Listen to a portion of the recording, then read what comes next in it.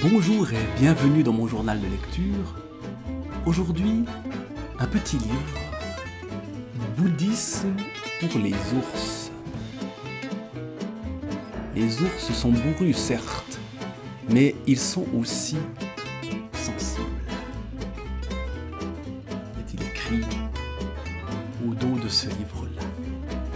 Comment un tel livre a-t-il pu arriver entre mes mains? C'est une collègue qui me l'a passé.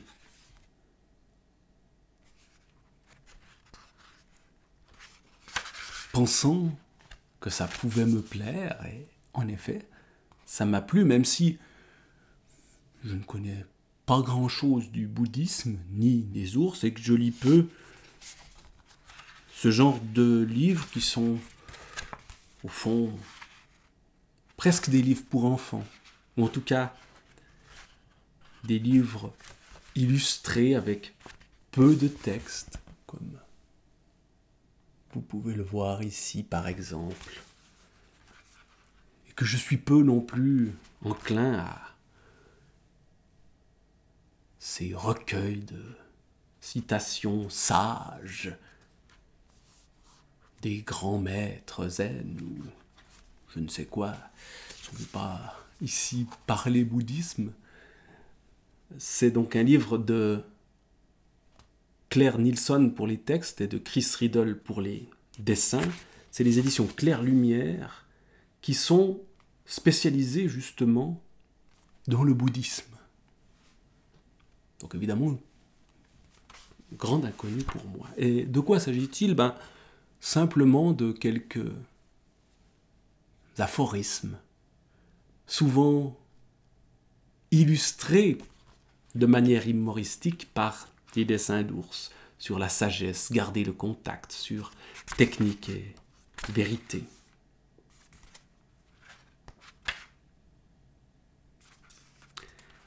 Et donc j'ai parcouru ça très rapidement, avec plaisir.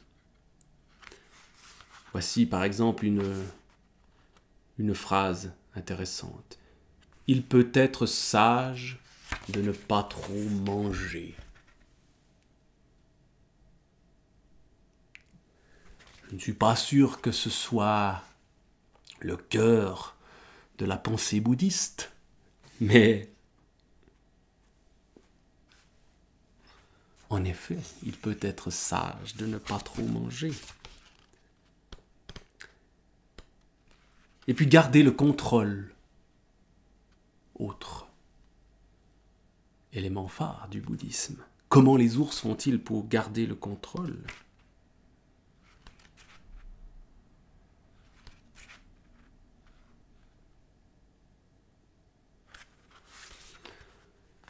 Retiens-toi d'offenser autrui, même en rêve. Là, le côté bourru des ours et le décalage par rapport à une vision un peu éthérée du bouddhisme me plaît pas mal. Et puis, il y a des techniques, ou la technique bouddhiste. Comment on fait pour méditer, pour devenir un sage, un éveillé, je crois, c'est comme ça qu'on dit chez les bouddhistes. S'asseoir est le fondement de la méditation. Lorsque tu es assis, garde un sentiment de gratitude et de dignité.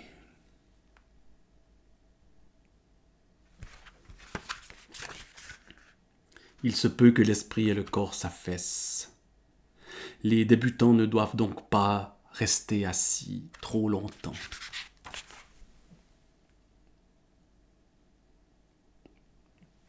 Il est aussi question de la fameuse position du lotus pour les ours, qui au début risque d'être inconfortable.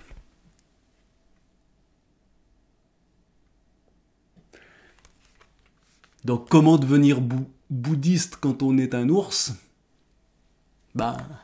On a quelques conseils, ça ne marche pas du premier coup, c'est un long apprentissage, dont ce livre-là est peut-être juste le début. Quand je serai devenu un sage bouddhiste, je vous relirai. Il y a donc la technique et puis la vérité.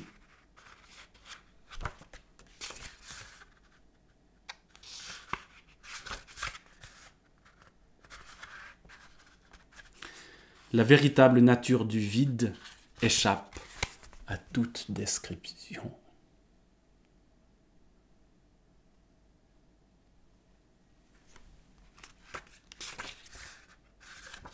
Bref, livre de sagesse, livre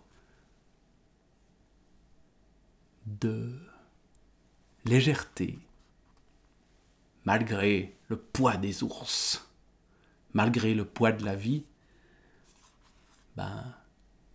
Ce bouddhisme-là, sans tout le fatras ésotérique qu'on y rencontre, ça me plaît bien. Et je veux bien être bouddhiste à condition de rester un ours.